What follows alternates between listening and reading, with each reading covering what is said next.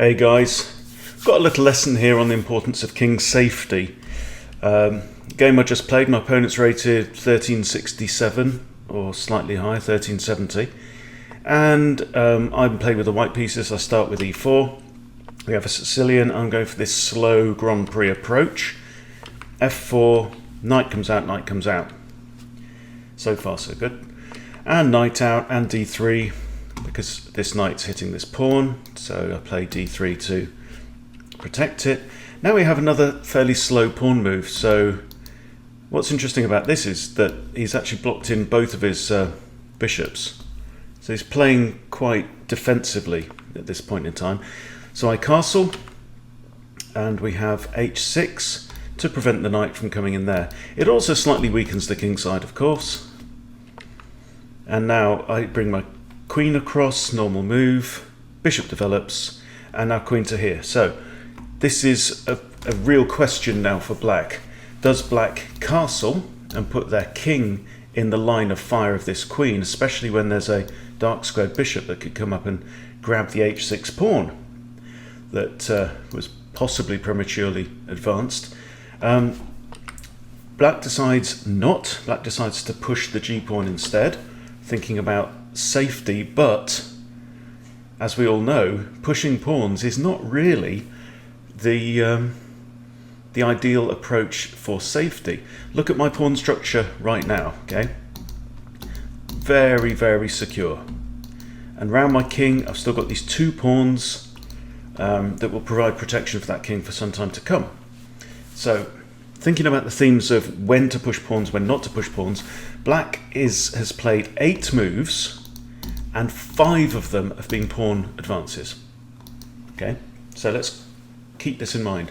And you also have to think, when you're pushing a load of pawns, where are you going to castle your king? How are you going to get your king to safety? And this is the key.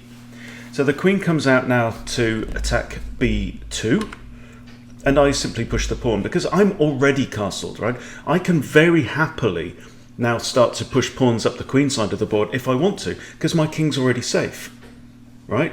Black's king is not yet safe. Black has not completed development. Black has not castled. Now bishop comes out, so maybe black's starting to think about castling long, which would probably be okay. He's got quite a few pieces around there to help defend. I now push c3. So this is a prophylactic move. I want to take these two squares away from this knight of my opponent's. And now rook comes across to g8. So clearly black now cannot castle kingside. And this is fine for me.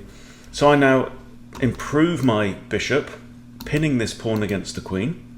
So this pawn now cannot advance. I don't really want to be playing on the queen side if I can help it at this point in the game.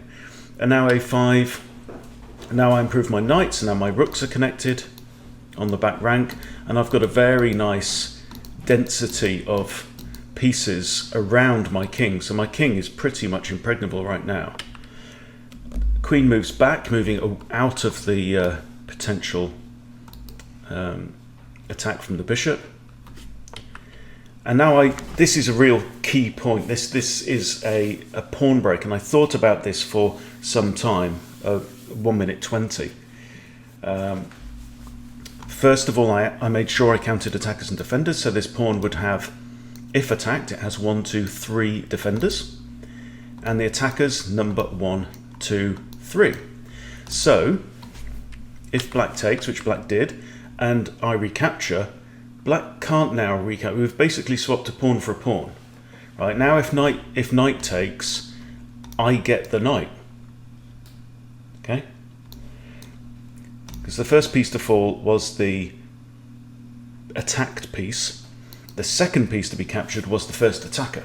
Okay. So I recapture, and now if we have second attacker, that's the way it goes. So now we have knight comes around to d5, attacking this actually undefended dark squared bishop, and it's also attacking this pawn. So there's a number of ways that you can respond to an attack. There's clearly no good option for protecting both of these. I mean, I could move my knight and then the queen would be protecting the bishop. I can't move my bishop to here, which will protect the pawn, because the pawn will just grab it. So I also notice at this point that there is a hanging pawn on my opponent's side, so I dive in and grab that pawn with the bishop. So now my bishop is out of harm's way. Black comes in and grabs the bishop, and grabs the pawn, threatening now my light square bishop, and I just put my rook across to e1, which does a couple of things. It's defending the bishop, and it's also got the rook in line with black's king, which is never a bad thing. a4, b takes a4, rook takes a4. And now I bring my queen round. So removing one of the defenders of this pawn. I can't remember the reasoning behind that particular move. Maybe it will become apparent.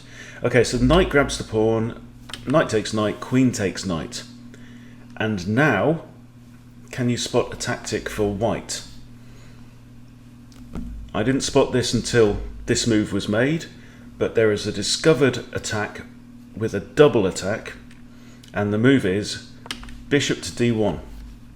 So moving the bishop to d1 attacks the rook and also creates a discovered attack on the queen. So black now cannot save both the rook and the queen.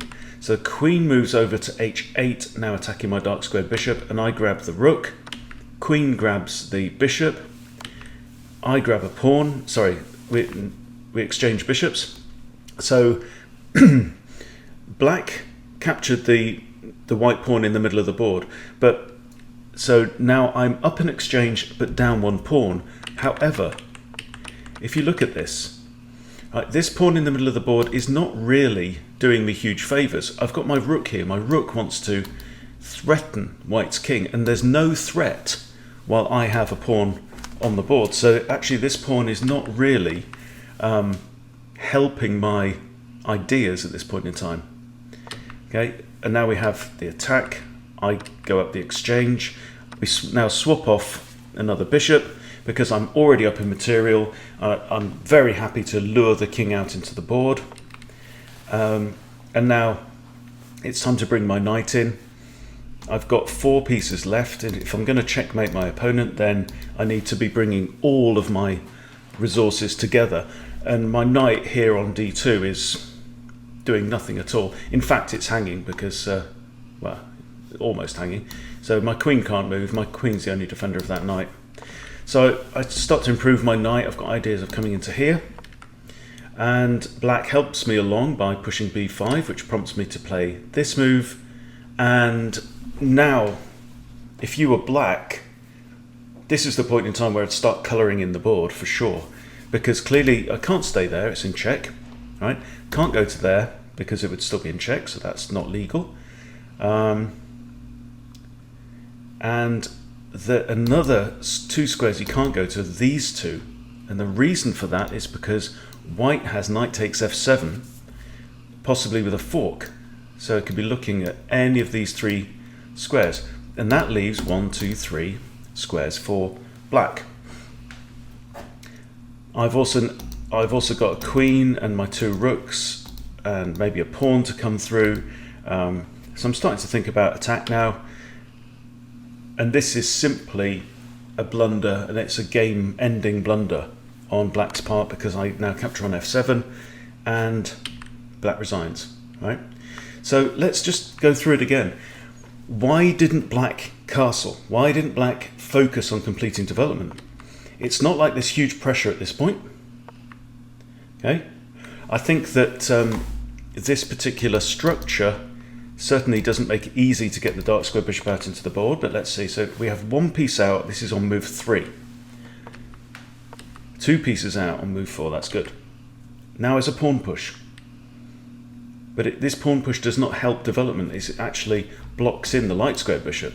So like I said, both of these bishops now are stunted.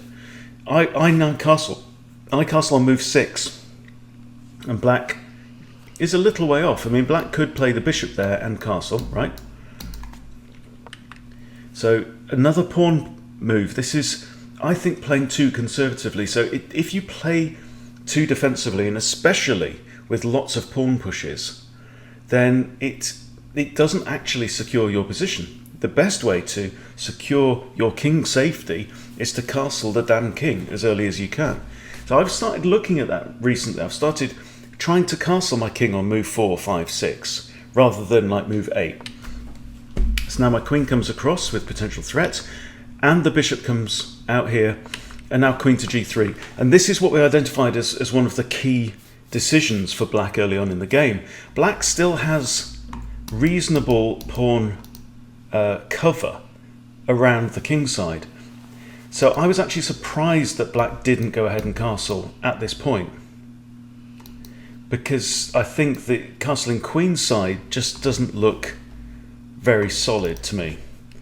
But instead of that, black pushes the pawn, another pawn push, and the king still isn't safe.